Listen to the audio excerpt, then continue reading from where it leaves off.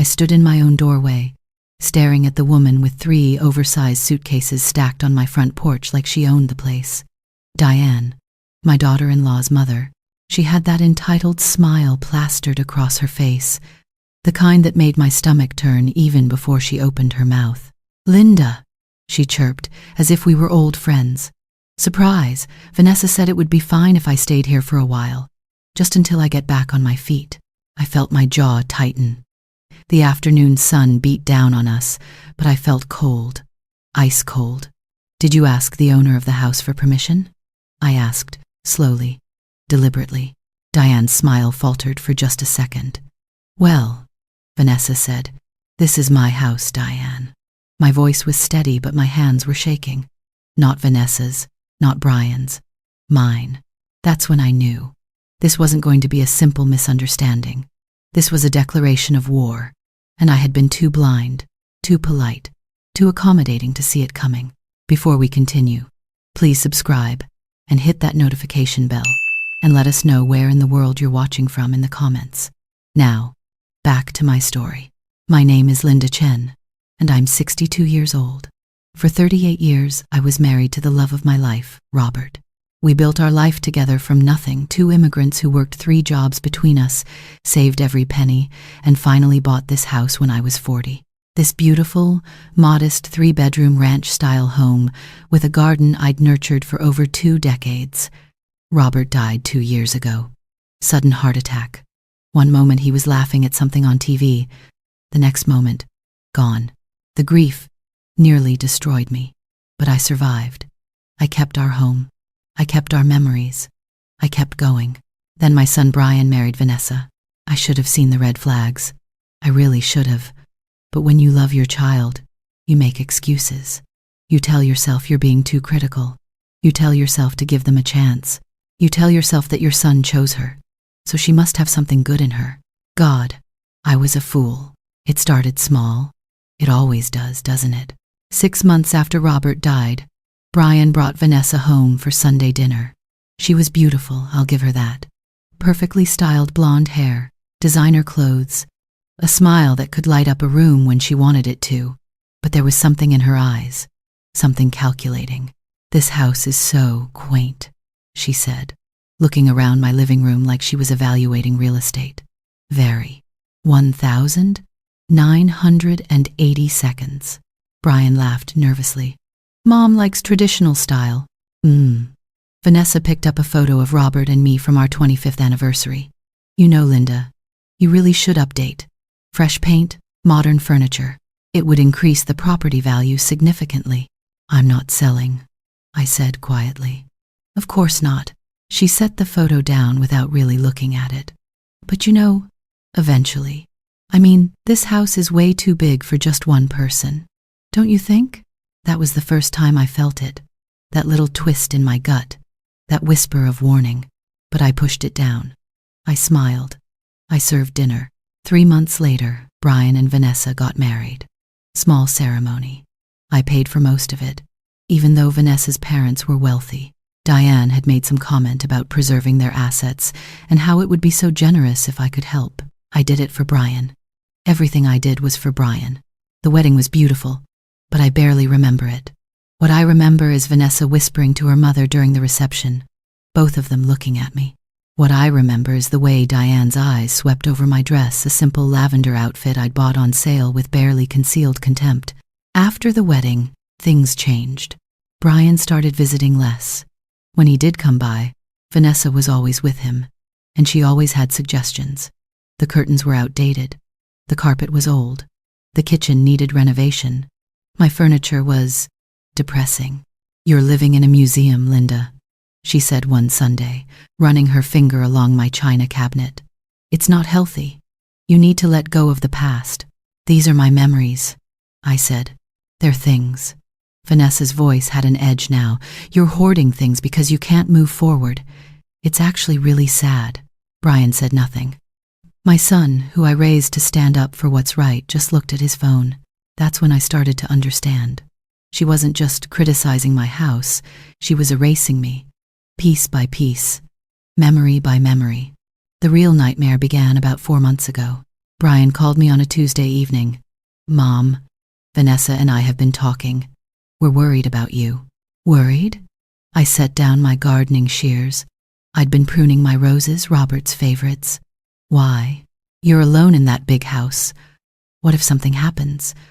What if you fall? What if… Brian, I'm 62, not 92. I know, but we think you should consider moving. Maybe a nice senior community. Somewhere with people around. Activities. You'd have friends. My blood ran cold. You want me to leave my home. Not leave. Just think about it. And honestly, Mom, the house is worth a lot now. The neighborhood has really developed. You could sell it, have plenty of money for a comfortable retirement, and you and Vanessa could buy a bigger place. The words came out before I could stop them. Silence. That's not what this is about, Brian said, but his voice was thin, defensive. Then what is it about? We're just trying to help you, Mom. But he wasn't. I could hear Vanessa's voice in the background, coaching him, telling him what to say. My son had become a puppet. I told him I'd think about it. Then I hung up and cried for 3 hours straight.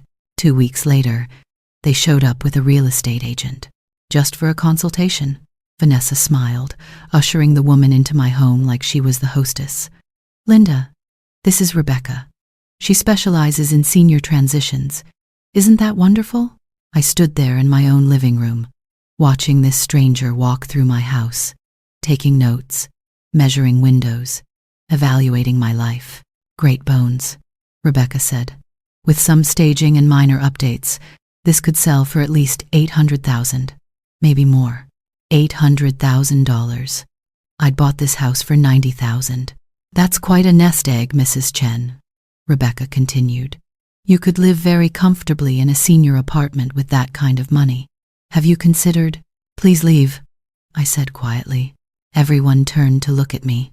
I said, please leave my house. Rebecca looked confused. Vanessa's smile tightened. Brian looked at the floor. Mom, we're just trying to…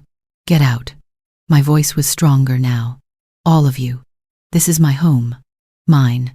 And I'm not selling it. They left. But the damage was done. The seed was planted. They'd started the process of making me feel like I was the problem, like I was being unreasonable, like I was standing in the way of their happiness. The visits became more tense.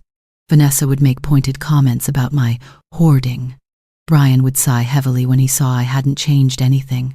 They started bringing pamphlets for senior living facilities. Just information, they'd say. Just in case you change your mind. I stopped answering the door when they came unannounced. That's when Diane entered the picture. Vanessa started bringing her mother around for visits. Mom's going through a rough divorce, she explained. She just needs some emotional support right now. Family, you know? Diane was 58, looked 40 with the help of excellent plastic surgery, and carried herself like someone who'd never been told no in her entire life. She wore designer everything and had that particular brand of passive-aggressive sweetness that made you feel guilty for disliking her. Linda, you poor thing, she cooed the first time we met. Vanessa told me about your situation, rattling around in this big old house all alone. It must be so depressing. I'm perfectly fine, I said. Of course you are. She patted my hand like I was a child.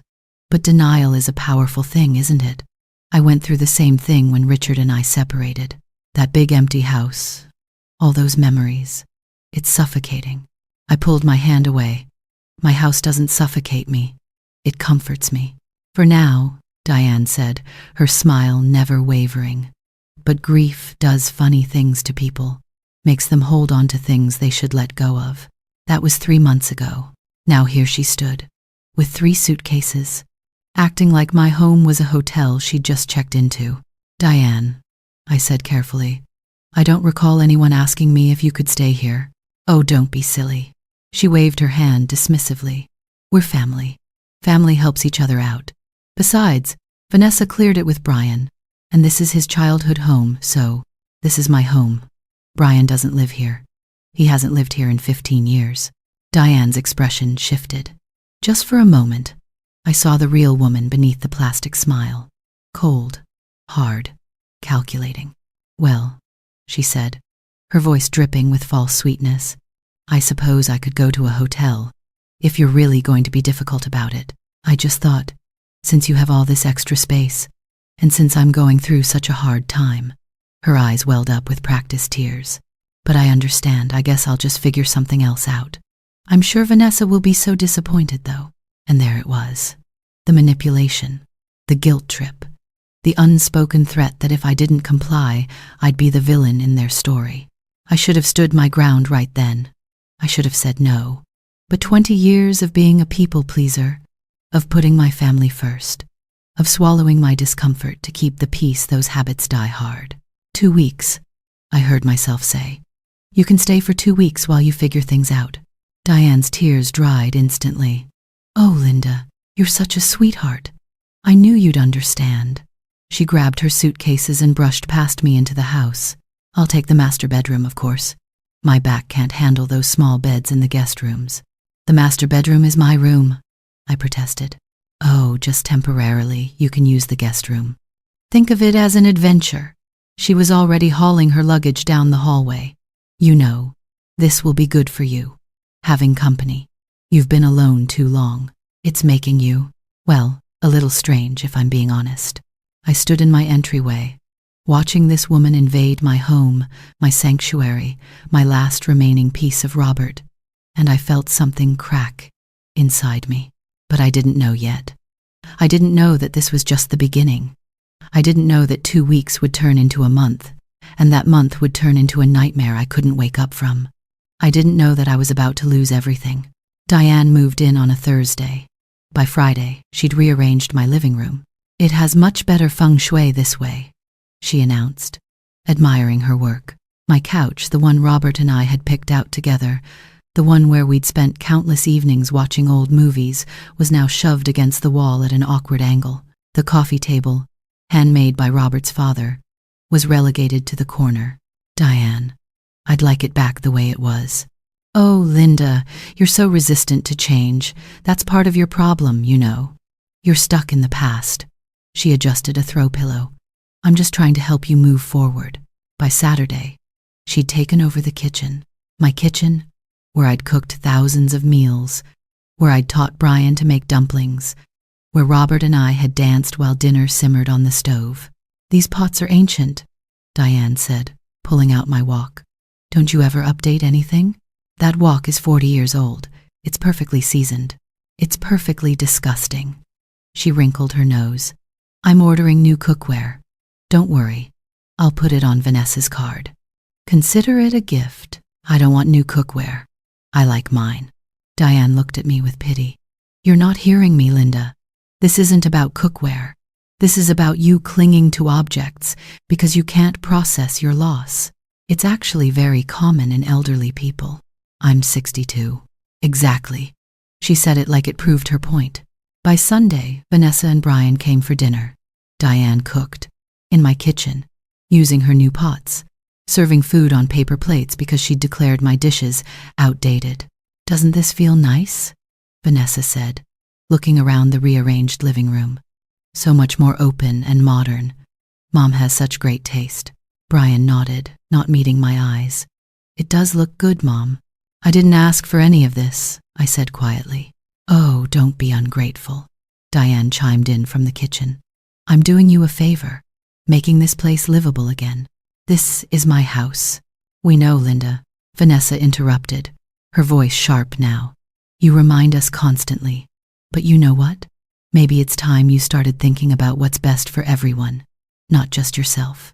I stared at my daughter-in-law, at my son, at this woman who'd invaded my home, and nobody stood up for me, not even Brian. That night, I lay in the guest room, my own guest room, staring at the ceiling, listening to Diane moving around in my bedroom, sleeping in my bed, and I realized something. This wasn't about helping me. This was about taking what was mine. The second week, Diane started inviting people over. Just some friends from my book club, she said casually, as a group of women I'd never met filed into my living room. I mentioned I was staying in this charming house, and they wanted to see it. They sat on my furniture, drank coffee from my mugs, and talked about me like I wasn't there. Such a lovely home, one of them said. Are you thinking about selling? Oh, it's not mine to sell. Diane laughed. It belongs to Linda, my daughter's mother-in-law. She's a widow, very sweet, but a bit stuck in her ways. We're trying to help her transition into something more manageable. How thoughtful of you, another woman said. It's so hard when they won't accept help. They, like I was a problem to be managed. A stubborn old woman who didn't know what was good for her. I walked past them without a word and locked myself in the bathroom. The only room in the house that still felt like mine.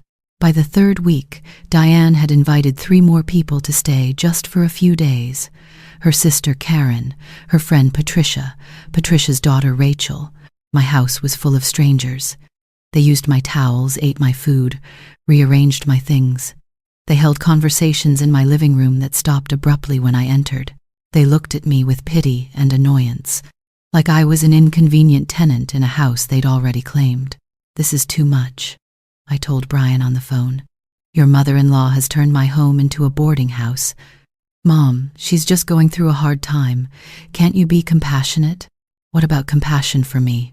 What about my hard time? I lost my husband, Brian. I'm grieving, and now I can't even grieve in peace in my own home. You're being dramatic. It's temporary. It's been 3 weeks. You said 2 weeks. Silence. Then, I'll talk to Vanessa. But he didn't. Or if he did, it didn't matter. Because by week 4, Diane had moved her boyfriend in. A boyfriend. Gerald. 63 years old. Recently retired. Loud, opinionated, and apparently homeless.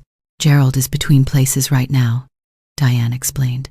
His lease ended unexpectedly. He'll just crash on the couch for a bit. No. I finally found my voice. My strength. No, Diane.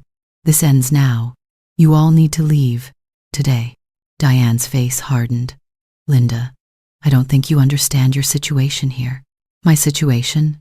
This is my house. I'm not the guest here. You are. And I'm asking you to leave. And I'm telling you, Diane stepped closer, her voice dropping to a cold whisper, that if you make a fuss about this, if you upset Vanessa, if you cause problems for my daughter's marriage, Brian will have to choose. And trust me, he won't choose you. The room spun. You're threatening me. I'm being realistic. Brian loves Vanessa. They have a future together. You? She looked me up and down. You're just a lonely old woman clinging to a house full of ghosts. Nobody wants to deal with that forever. I felt like I'd been slapped.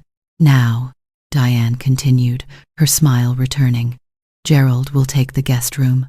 I'm sure you can make do on the couch for a few nights. After all, this house is so big. Plenty of room for everyone. She walked away, leaving me standing in my own hallway, shaking with rage and disbelief. That's when I knew. This wasn't going to end. Not unless I made it end. That night, I did something I probably should have done months ago. I went through the legal documents Robert and I had prepared years ago. Our wills, the deed to the house, everything. The house was in my name. Solely. Robert had insisted on it. If anything happens to me, he'd said, I want you protected. I want you to have security. The house was mine. Legally. Completely. Unquestionably mine. Brian had no claim to it. Vanessa had no claim to it. And Diane definitely had no claim to it. But I needed proof of what they were doing. Evidence. Because I knew that if I kicked them out now, they'd paint me as the villain, the unstable widow, the mean mother-in-law, the woman who couldn't handle a little help. I needed the truth to be undeniable. So I started recording. I was embarrassed at first, sneaking around my own house with my phone, capturing conversations. But the embarrassment turned to shock as I heard what they said when they thought I was out of earshot. How much longer do we have to deal with her? Karen, Diane's sister, asked over coffee in my kitchen. Not much longer, Diane replied. Vanessa's working on Brian. Once he agrees to the nursing home, it'll all fall into place. My blood turned to ice. A nursing home? She's not even sick. Doesn't matter. We'll say she's losing it, forgetting things, can't manage on her own. Once she's out, we'll have Brian sell the house and split the proceeds. Well, split them with us. Anyway, family takes care of family. right? They laughed. In my kitchen. About putting me in a nursing home so they could steal my house? I recorded every word.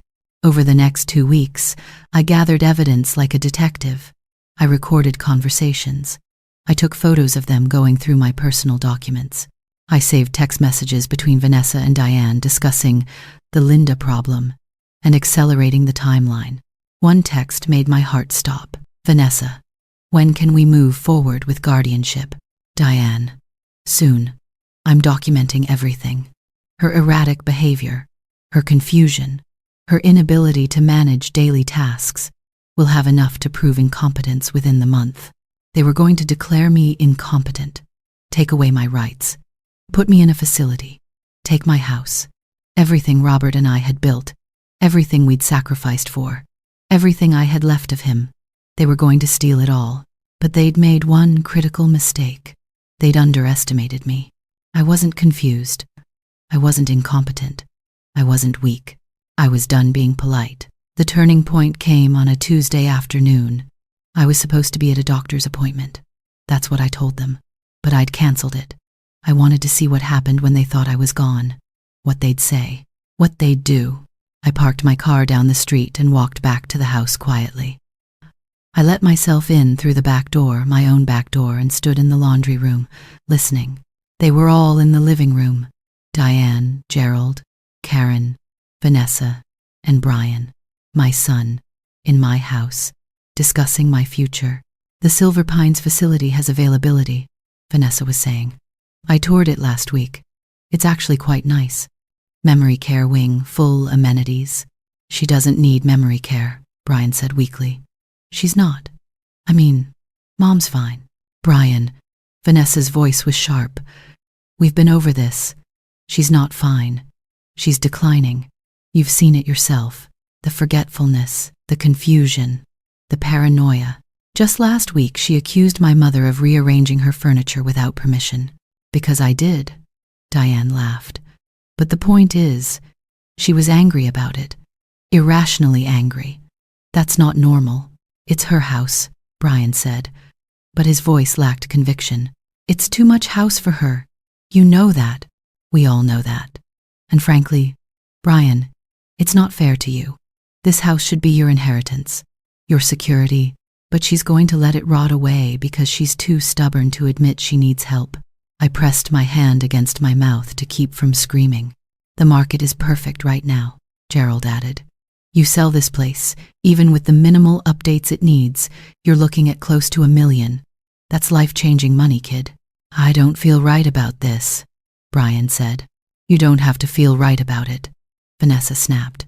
You have to do what's necessary. Your mother is not capable of making rational decisions anymore. Someone has to be the adult here.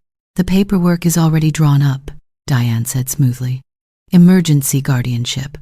We have documented evidence of her declining mental state, her inability to manage the property, her erratic behavior toward me and my guests. Any judge will see that she needs intervention. When? Brian asked, and my heart shattered into 1,000,000 pieces. My son, my baby boy, the child I'd carried, birthed, raised, loved with every fiber of my being. He was asking when, not if. When? Next week, Diane said. We'll take her to what she thinks is a routine doctor's appointment. The doctor, he's a friend, very understanding of these situations, will do an evaluation. Based on his findings and our documentation, we'll petition for emergency guardianship. She'll be in Silver Pines within 48 hours. And we can list the house immediately? Immediately, Vanessa confirmed. Once we have guardianship, we have the authority to make financial decisions on her behalf. For her own good, of course. Silence.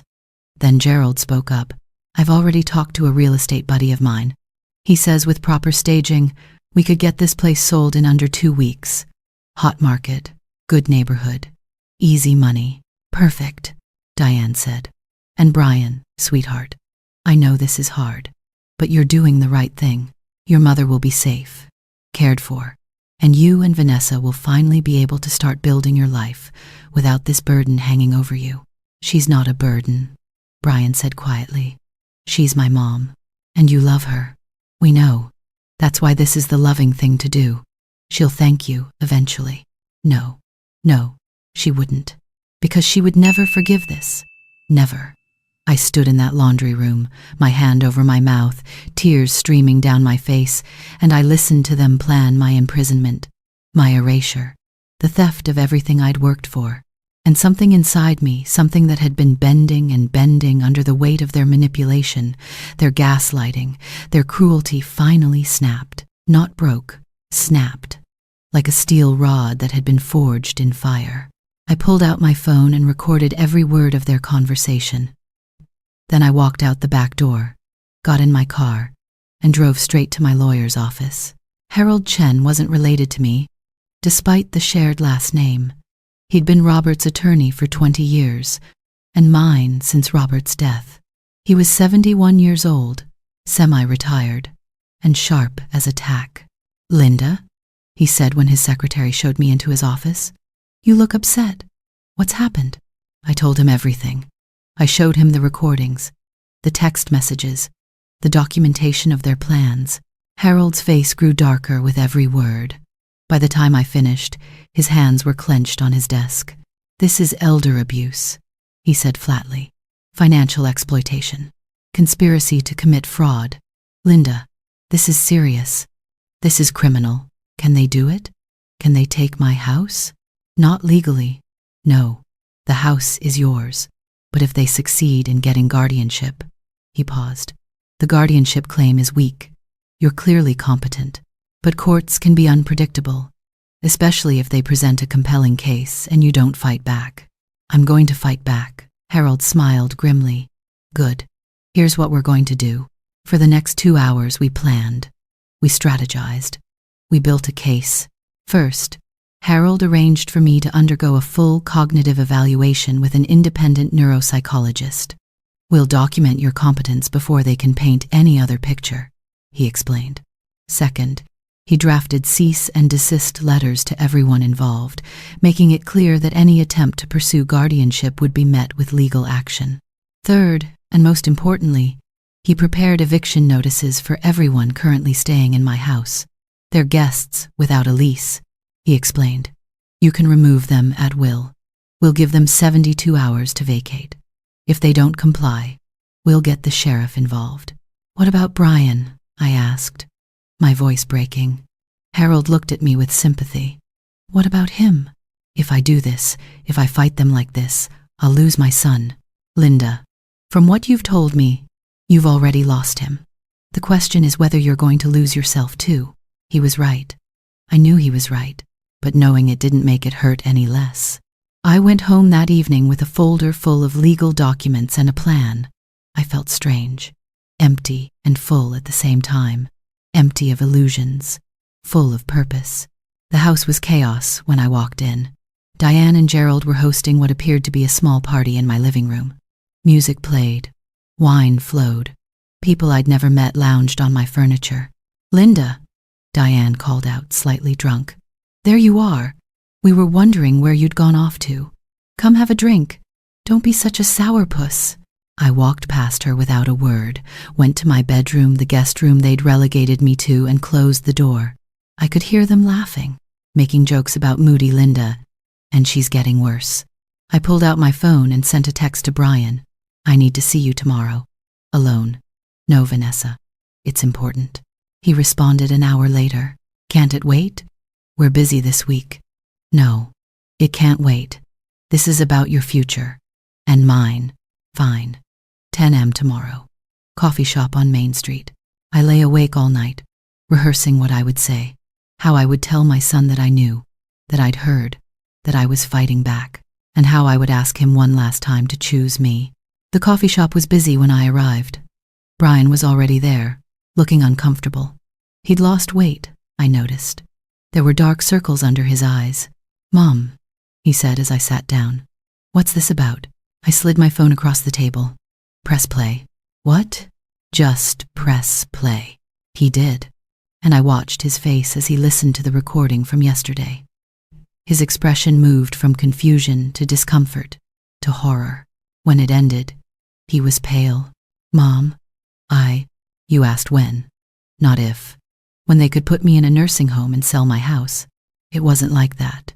You're taking it out of context. Then explain the context, Brian. Explain how there's a good context for planning to have me declared incompetent so you can steal my home. We weren't trying to steal anything. We were trying to help you. By lying to me. By manipulating me. By having me evaluated by a doctor who's Diane's friend? That's help? Brian's hands shook. You don't understand. Vanessa said you were getting worse. That you were confused. Paranoid. She said we needed to act before you hurt yourself, or... I'm not confused, Brian. I underwent a full cognitive evaluation yesterday. Dr. Patricia Morrison, a board-certified neuropsychologist with 30 years of experience. Want to know what she concluded? That I'm functioning at a superior level for my age. Perfect memory. Perfect reasoning. 0 signs of decline. I pulled out the report and dropped it on the table between us. I'm not sick. I'm not incompetent. I'm not confused.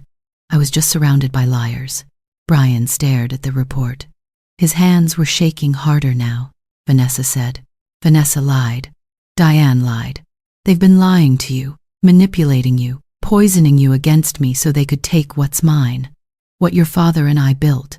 What I have left of him. I didn't mean for... You sat in my living room and discussed putting me in a facility. Selling my home.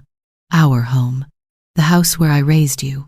Where your father died, where every memory I have of our family lives. Tears streamed down Brian's face now. I'm sorry. God, Mom, I'm so sorry. I didn't. I thought I was doing the right thing. I thought you thought wrong. And now you have a choice to make. I pulled out the second envelope, the one I'd hoped I wouldn't have to give him. What's this? Eviction notices. For everyone currently living in my house. They have 72 hours to leave. If they don't, the sheriff will remove them. Brian's eyes widened. You're kicking out Diane? I'm reclaiming my home. Diane, Gerald, Karen, Patricia, Rachel, they all leave. This ends now. Vanessa will. I don't care what Vanessa will do. This isn't about Vanessa. This is about you. This is about whether you're still my son. Or whether you're so far gone into their manipulation that I've lost you forever. That's not fair. Fair? My voice rose. Other people in the coffee shop glanced over. I lowered it to a harsh whisper. You want to talk about fair? Is it fair that I can't sleep in my own bedroom? Is it fair that strangers are living in my house? Is it fair that my daughter-in-law and her mother have been plotting to have me institutionalized so they can steal everything I own? Brian put his head in his hands.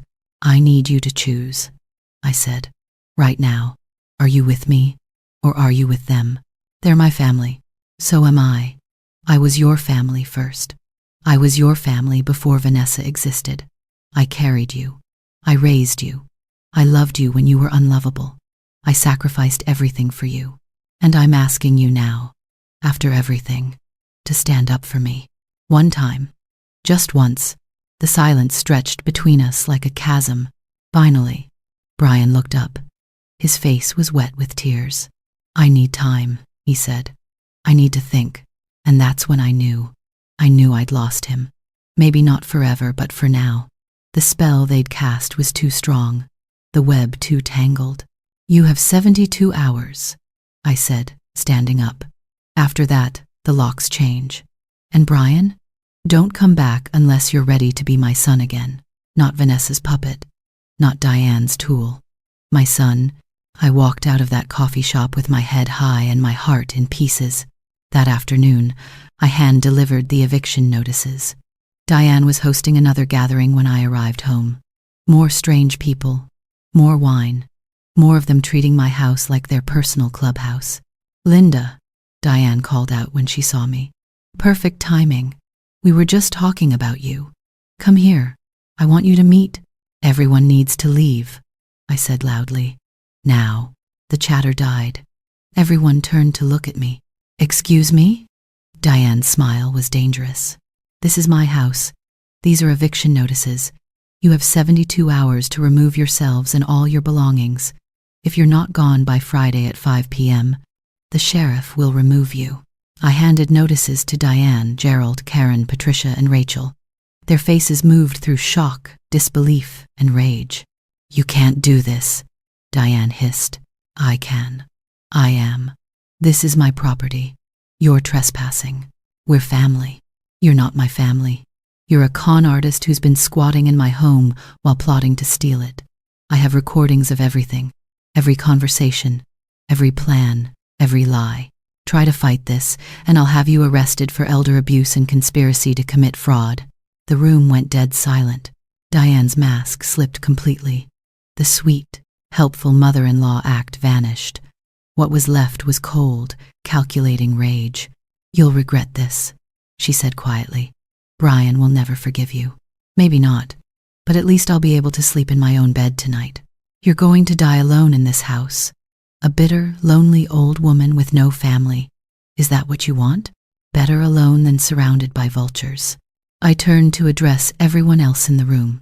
All of you. Out. Now. If you're not out in the next 5 minutes, I'm calling the police. They left. Slowly, resentfully, shooting me hateful looks, but they left. All except Diane. This isn't over, she said, standing in my living room like she owned it. You think you've won? You've just made an enemy you can't handle. Get out of my house. I'll destroy you. I'll turn Brian against you completely. I'll make sure Vanessa never lets you see any future grandchildren. I'll tell everyone you're a crazy, abusive, toxic woman who, Harold Chen and Associates law firm, has a file 2 inches thick documenting everything you've done. Every text, every recording. Every piece of evidence showing your conspiracy to commit guardianship, fraud, and steal my property. You leave now, quietly, and I won't press charges. You fight me, and I'll bury you in legal fees and criminal investigations. For the first time, Diane looked uncertain. You're bluffing. I pulled out my phone and started dialing. Hello, yes, I need to report trespassing. Fine. Diane snatched her purse. Fine. But you've made a huge mistake. Vanessa will never forgive you for this. Brian will never forgive you for this. They might not, but I'll forgive myself. That's more than you'll ever be able to say. Diane left, slamming the door so hard a picture fell off the wall. Robert and me, on our wedding day. The glass cracked across our faces. I picked it up carefully, cradling it against my chest, and for the first time in months, I cried with relief instead of grief. The next 72 hours were warfare. Vanessa called me 14 times. I didn't answer. She left voicemails ranging from pleading to threatening to sobbing to screaming. I deleted them all without listening to most. Diane's lawyer sent a letter claiming I'd verbally agreed to let her stay indefinitely and that evicting her was cruel and unusual. Harold responded with our evidence and an offer. Leave quietly or face criminal charges. The threats stopped immediately. Brian called once. Mom, please, can we talk about this? Have you made your choice? Silence. Then there's nothing to talk about. I hung up. On Friday at 4 p.m., I arrived home with Harold, a locksmith, and 2 police officers. The house was empty. Everything was gone. Diane's things, Gerald's things, all of them. But they'd left destruction in their wake. My couch was slashed. My coffee table, Robert's father's coffee table, was broken in half. Pictures were torn from the walls. Someone had spray-painted "crazy bitch" on my bedroom wall. The police took photos, documented everything. Harold added it to the file. Vandalism. Property destruction, he said. We can press charges. No, I said, looking at the wreckage of my home. I just want it over. Linda, they destroyed your property. They destroyed furniture. Furniture can be replaced. I touched the wall where Robert's picture used to hang. They can't touch what matters. They can't touch my memories. They can't touch what Robert and I had. They tried to take this from me, and they failed. That's enough. The locksmith changed all the locks. The police filed their report. Harold left with promises to nail them if they come within 100 yards. And I stood in my destroyed house, completely alone, and felt something I hadn't felt in months. Peace. The restoration took 2 weeks. I hired cleaners, repairmen, painters. I replaced what could be replaced and repaired what could be saved. The coffee table was beyond fixing, but I found a woodworker who could make a new one using the same design. I saved pieces of the original to incorporate into the new one. Robert's father's work lived on, transformed but not forgotten. My couch couldn't be salvaged, but I found a new one. Similar style, different fabric. I let myself have new things. It felt like breathing after being underwater. The spray paint came off the walls with 3 coats of fresh paint. I chose a lighter color, brighter. Robert would have liked it. I filled the house with my things again. My style, my choices. Every decision I made was mine and mine alone. I planted new roses in the garden, a different variety. Robert's favorites had been red. I chose yellow, bright, hopeful yellow. I was rebuilding. Not the same as before, you can't go back, but something new. Something that honored the past while facing the future. 3 weeks after the eviction, my doorbell rang. I checked the peephole, prepared to not answer if it was them. It was Brian, alone. He looked terrible, like he hadn't slept in days. I hesitated. Then I opened the door. "Hi, Mom." "Brian." We stood there, this canyon of hurt and betrayal between us. Can I come in?" "That depends. Are you my son? Or Vanessa's husband?" "I'm trying to be both." "That's not an answer." Brian's face crumpled. "I left her." I blinked. "What?" "I left Vanessa 3 days ago. I'm staying in a hotel." Mom, I didn't see it. I didn't see what she was doing, what they were all doing. I thought I was helping you. His voice broke. I thought I was being a good son by listening to my wife. But I was wrong. God, I was so wrong. What changed? The day after you had everyone evicted. Vanessa sat me down. She said we needed to sue you, take you to court for emotional distress, for the cost of her mother's move, for breaking up our family. She had this whole plan to drag you through legal hell until you agreed to sign over the house to make the pain stop. He wiped his eyes roughly. And I looked at her, really looked at her, and I saw it. The calculation, the coldness. She wasn't upset that we'd hurt you. She was upset that we'd failed to steal from you. And I realized I didn't know this person. I'd married a stranger. Or maybe she'd always been this person, and I'd just been too blind to see it. "So you left?" "I left." She called me weak, said I was choosing you over her. And I said yes, I'm choosing my mother over you, and I should have done it months ago. The tears I'd been holding back finally fell. "But I'm not asking you to forgive me," Brian continued quickly. "I don't deserve your forgiveness. I sat in this house, your house, and discussed putting you in a facility, stealing your home. Mom, I betrayed you in the worst way possible. I let someone poison me against you. I let them convince me you were the problem. I was weak and stupid and cruel, and I will spend the rest of my life trying to make this right. But I understand if you can't forgive me. I understand if you don't want me in your life anymore. Brian, I failed you. When you needed me most, I failed you. Dad would be so ashamed of me.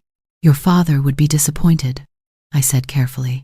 "But he'd also be proud that you finally saw the truth, that you found the courage to leave. I should have had that courage months ago. Yes, you should have. But you have it now. That counts for something." I opened the door wider. "Come in. Let's talk." We talked for hours. Brian told me everything. How Vanessa had started small, little comments about the house being too big for me. How she'd slowly escalated, always framing it as concern. How she'd coached him on what to say, how to approach me, how to wear me down. She was so convincing, Brian said. She'd cry and say she was worried about you, that she loved you, that she just wanted what was best for you. And I believed her. God, I'm so stupid. You're not stupid. You were manipulated. There's a difference. I should have known better. Yes, but manipulators are good at what they do. Diane and Vanessa had a system. They'd probably done it before.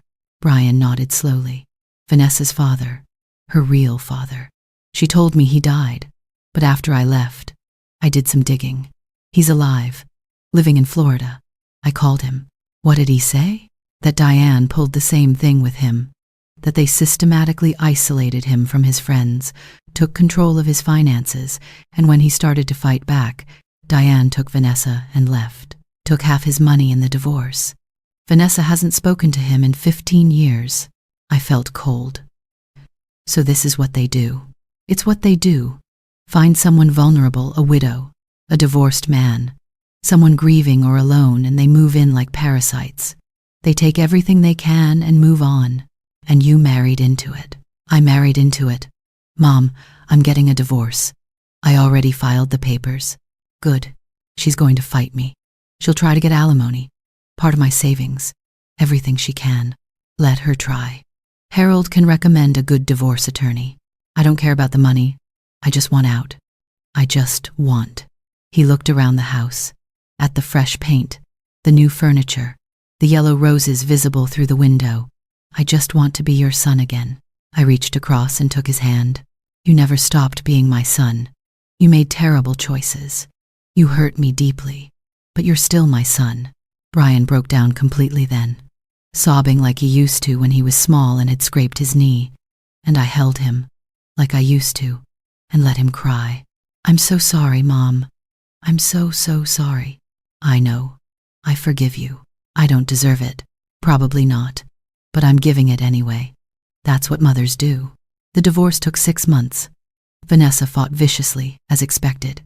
She claimed emotional distress. She claimed Brian had promised her a certain lifestyle. She tried to drag me into it, claiming I'd manipulated Brian into leaving her. Harold shut that down quickly with our evidence. The recordings, the texts, the documentation of their conspiracy. Vanessa's lawyer advised her to settle quickly before we pressed criminal charges. She got nothing. Not alimony. Not property. Nothing but her own belongings and the debt she'd racked up trying to fight. Diane disappeared. I heard through the grapevine that she'd moved to Arizona and was helping some other vulnerable family. I sent an anonymous tip to local elder abuse prevention organizations there. I hope they were warned. Brian moved back home. Not permanently, he got his own apartment after 2 months, but long enough to help me finish fixing the house. Long enough to rebuild what had been broken between us. It wasn't easy. There were hard conversations, moments of anger and hurt that bubbled up when I least expected them. Days when I looked at him and remembered his voice saying when instead of if. But slowly, painfully, we healed. A year later, I stood in my garden, pruning my yellow roses. They'd grown beautifully. Robert would have loved them. My house was mine again. Truly mine. Every corner, every room, every memory. Brian was dating someone new. A kind woman named Jennifer who'd been through her own toxic relationship and understood boundaries, respect, and the importance of honoring your family. She came for dinner once a week and always asked before touching anything. Always respected my space. I liked her. The house was quiet most of the time. Just me and my thoughts and my memories. Some people would call it lonely, but I called it peaceful. I'd learned something through all of this. Something painful but important. Sometimes the people you love most will hurt you the deepest. Sometimes they'll choose wrong. Sometimes they'll betray you in ways you never imagined possible. But you don't have to accept that betrayal as your fate. You don't have to shrink yourself to make room for people who want to erase you. You don't have to set yourself on fire to keep others warm. You can say no. You can fight back. You can reclaim what's yours. And most importantly, you can forgive not because they deserve it, but because you deserve peace. My phone buzzed. A text from Brian. Dinner Sunday? I'm cooking. Jennifer's coming. We want to bring someone for you to meet. A friend. A widower. No pressure. Just, he's nice. I think you'd like him. I smiled. Typed back. Dinner sounds good. Tell him to bring stories. I like a man who can tell a good story. 3 dots appeared. Then, love you, Mom. Love you too, son. I set my phone down and went back to my roses. The yellow ones. Bright and hopeful and nothing like what came before. Different, but beautiful. And completely, entirely mine. Sometimes I still think about that day, when Diane showed up on my doorstep with her suitcases and her entitlement and her plans to steal my life. When I asked her, "Did you ask the owner of the house for permission?" She thought she was moving into a house owned by a weak, grieving widow who could be pushed aside. She thought she was claiming territory that was ripe for the taking. She didn't know she was challenging a woman who'd spent 40 years building a life from nothing, who'd survived immigration, poverty, discrimination, and grief. who'd loved and lost and kept standing. She didn't know she was messing with a mother who would burn the world down before letting someone steal her son. She didn't know that beneath the politeness, beneath the accommodation, beneath the years of putting others first, there was steel. She found out. They all did. And now, when I stand in my house, I don't see ghosts anymore. I don't see loss. I see survival. I see strength. I see a woman who fought back and won. I see home. And that's exactly what Robert would have wanted for me. Not to fade away into someone else's plans. Not to disappear into grief. But to live. Fully. Fiercely. On my own terms. So that's what I do. Every single day. In my house. On my land. Under my rules. Mine. 2 years after the eviction, I received a letter. It was from Diane's ex-husband, Robert, coincidentally sharing my late husband's name. He'd heard about what happened through some mutual acquaintance and wanted to thank me. "You did what I couldn't," he wrote. "You stood up to them. You documented everything. You fought back.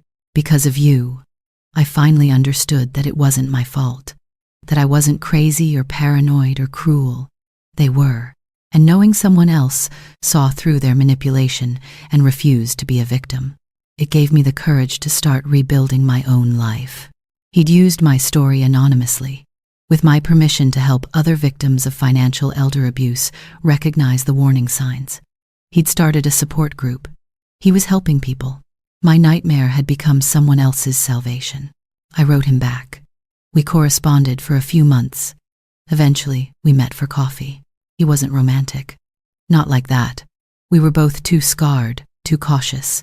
But we became friends. Good friends. The kind who understand trauma without needing it explained. The kind who can sit in comfortable silence because they've both learned the value of peace. Brian got married last spring. To Jennifer. The wedding was small, held in my garden under the yellow roses. Before the ceremony, Brian pulled me aside. "Mom, I need to say something." "Okay. Thank you for not giving up on me. Thank you for fighting back, even when it meant losing me for a while. Thank you for showing me what real strength looks like. Brian, I'm serious. You saved me. You saved yourself, and in doing that, you saved me. I was drowning, and I didn't even know it. You threw me a rope. You grabbed the rope. That was your choice, only because you threw it. Some parents would have just let me go, would have said I made my choice and walked away forever. But you loved me enough to fight for me even when I didn't deserve it. Even when I was fighting against you." I hugged him tight. "My son, my boy, found and saved and home again. That's what mothers do," I whispered. "We love you through the worst of you. We hope you find your way back. And when you do, we're here." The wedding was beautiful. I cried through the whole thing. Happy tears this time. I'm 65 now. 3 years since the day Diane showed up on my doorstep. 3 years since I almost lost everything. My house is still mine. The garden is thriving. I've taken up pottery, making bowls and mugs and vases that are imperfect but mine. I've joined a book club. I've started traveling again. I'm not the same woman I was before Diane, before the betrayal, before the fight. I'm stronger, wiser, less willing to compromise myself for the comfort of others, more protective of my peace. Some people might say I'm harder now, less trusting, more cynical. Maybe they're right, but I prefer to think of it as evolved. I gave away pieces of myself for so long, my comfort, my space, my boundaries, because I thought that's what good mothers, good people, did. I thought accommodation was love. I thought sacrifice was virtue. I was wrong. Real love doesn't require you to erase yourself. Real love doesn't demand your home, your security, your dignity. Real love doesn't plot your imprisonment in the living room while you're out at the doctor. Real love is what Brian shows me now. Respect, gratitude, space. He calls before visiting. He asks permission before bringing people over. He listens when I say no. Real love is what I show myself now. Boundaries, protection, the courage to stand alone rather than be consumed by vultures. People sometimes ask me if I regret how I handled things, if I wish I'd been more compassionate, more understanding, more willing to compromise. I tell them the truth. I wish I'd acted sooner. I wish I'd said no the moment Diane showed up with those suitcases. I wish I'd trusted my instincts instead of my guilt. I wish I'd valued myself enough to draw boundaries before they were crossed so thoroughly. But I don't regret fighting back. I don't regret protecting what was mine. I don't regret choosing myself. Because here's what I learned. You can survive the loss of people. You can survive betrayal. You can even survive loneliness. But you can't survive losing yourself. And I almost did. I almost let them convince me I was the problem. That my boundaries were selfish. That my home was too much for me. That I was confused, incompetent, disposable, almost. But when you've survived everything I've survived, immigration, poverty, discrimination, widowhood, betrayal, you learn something fundamental about yourself. You learn you're not as breakable as people think. You learn you're stronger than your fears. You learn that the only opinion that truly matters is your own. And you learn that the most radical act of love you can commit is refusing to betray yourself, no matter who asks you to. Last week, I had dinner with Brian and Jennifer. They've been married a year now. They're talking about children, about making me a grandmother. Would you want to be involved? Brian asked carefully. Like, really involved? We know grandparents sometimes want distance, but I want to be as involved as you'll let me be, I said. But on one condition. What's that?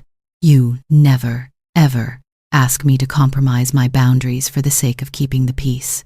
You never ask me to be uncomfortable in my own home so someone else can be comfortable.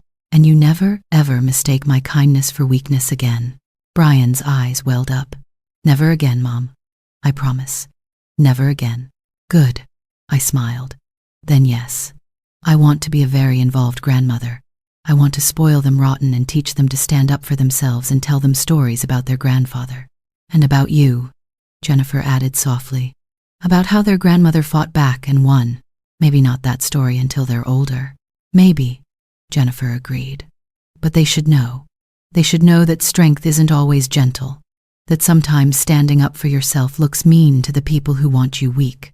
That you can love people and still protect yourself from them. She reached across the table and took my hand. Thank you, she said. For what? For showing me it's possible. I was in a bad relationship before Brian. Similar patterns. Control. Gaslighting. Financial abuse. I stayed way too long because I thought leaving made me a failure. I thought I had to make it work. You don't have to make poison work, I said. No, you don't. And watching you, hearing your story, it gave me permission to leave my situation. It gave me permission to choose myself. I squeezed her hand. Then something good came from all this. That's what I hoped for. Because that's the thing about surviving. About fighting back. About refusing to be a victim. Your story becomes a roadmap for someone else. Your courage becomes their permission. Your survival becomes their hope. And suddenly, all that pain, all that fear, all those moments when you thought you'd break, they mean something. They mean you're still standing. They mean you won. They mean you get to write the ending of your own story. Tonight, I sit in my living room, with my furniture and my yellow roses visible through the window and my pottery on the shelves. The house is quiet, peaceful, mine. I think about Robert sometimes, wonder what he'd say about everything that happened. I think he'd be proud. Not of the situation, he'd be furious about that, but of how I handled it, of how I fought. You're stronger than you know, he used to tell me. Don't let anyone convince you otherwise. I didn't, Robert. I didn't let them convince me. I proved him right. And tomorrow, I'll wake up in my own bed, in my own home, in my own life. I'll make coffee in my kitchen. I'll tend my garden. I'll call Brian and ask about his day. I'll work on a new pottery project. I'll live, fully, freely, on my terms. Because that's the final revenge, isn't it? Not punishment, not destruction, not making them pay. The final revenge is surviving, is thriving, is living so fully and completely and unapologetically that their attempts to diminish you become nothing more than a story you tell, a cautionary tale, a reminder of your own strength. The final revenge is joy, and I have that now. So when people ask me about Diane, about Vanessa, About that horrible year when my family turned against me and tried to steal everything I had, I tell them the truth. They tried to take my house. They tried to take my money. They tried to take my son. They tried to take my dignity. They failed because they forgot one crucial thing. I'm not a victim. I'm not weak. I'm not confused or incompetent or disposable. I'm a woman who survived everything life threw at her and kept standing. I'm a mother who fought for her son, even when he didn't deserve it. I'm a widow who honored her husband by protecting what they built together. I'm a fighter who chose herself when everyone else abandoned her. And I'm still here, in my house, on my land, living my life. They asked if they could move in. I asked who gave them permission. And when they couldn't answer, I showed them the door. Some might call that cruel. I call it survival. Some might call that selfish. I call it self-preservation. Some might call that unforgiving. I call it boundaries. And I'd do it all again in a heartbeat, because the alternative was losing myself. And I'm worth fighting for. My home is worth fighting for. My peace is worth fighting for. I'm worth fighting for. That's the lesson. That's what I learned. You're worth fighting for. Even when the people you love most tell you you're not. Even when they make you doubt yourself. Even when standing up for yourself means standing alone. You're worth it. Your home is worth it. Your peace is worth it. Your life is worth it. Don't let anyone convince you otherwise. Not family. Not friends. Not manipulators. In disguise. Fight back. Stand up. Say no. Protect what's yours. Because you only get one life. One home. One chance to live on your terms. Don't waste it accommodating people who see you as a resource to be exploited rather than a person to be respected. I almost did. But then I asked a simple question. Did you ask the owner of the house for permission? And when she couldn't answer, I took my power back. And I've never let it go since. Thank you for listening to my story, and thank you for being here.